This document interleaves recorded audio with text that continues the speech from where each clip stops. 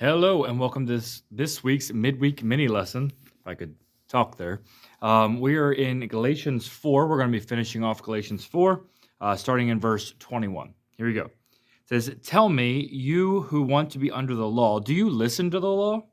For it is written that Abraham had two sons, one by a slave woman and one by a free woman.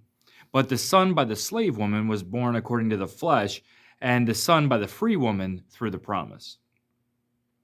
This is speaking allegorically, for these women are two covenants. One coming from Mount Sinai, giving birth to children who are to be slaves. She is Hagar. Now, this Hagar is Mount Sinai in Arabia and corresponds to the present Jerusalem, for she is enslaved with her children. But the Jerusalem above is free. She is our mother. For it is written, "Rejoice, infertile one, you who do not give birth, break forth and shout. You who are not in labor, for the children of the desolate one are more numerous than those of the one who has a husband." And you, brothers and sisters, like Isaac, are children of promise. But as at that time the son who was born according to the flesh persecuted the one who was born according to the Spirit, so it is even now.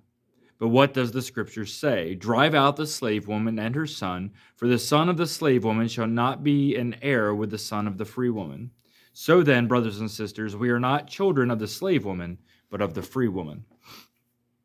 So in this section here, we're talking about Hagar and Sarah. So for those of you that may not know, brief story, God promises Abraham to have many descendants. Sarah, his wife, is unable to have children, so she says to have children through her servant, Hagar. They have a son, Ishmael, through Hagar, and God says, "That's not the one I was talking about. You're going to have one through Sarah."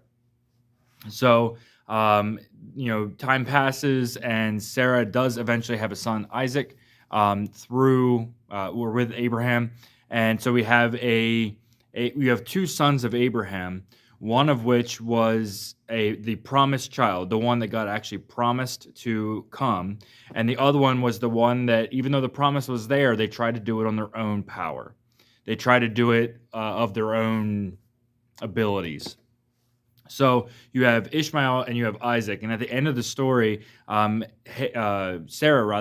and Abraham send Hagar away because of that they don't have any share in the promise that God had for them. Now, it is kind of interesting later on when Abraham does die. Actually, Ishmael and Isaac both come together and bury their dad. So I think that's kind of interesting. But it's also like in this, it's telling us that we are actually the children of the promise. We are not the children of the slave woman. A lot of people, or a lot of the Jewish people back then, were living as though they were enslaved. That God was the harsh taskmaster, and they were the child of the slave, instead of being a child of the promise. And here, Paul's just reminding them that you are children of the promise.